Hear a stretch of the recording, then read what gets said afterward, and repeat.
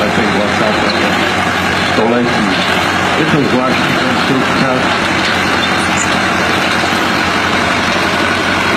Byl vyroben v roce 1950 a je to typ pásky rokapek a tedy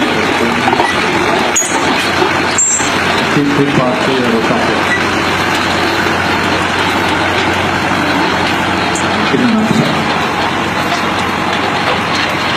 Je to velká plocha, velká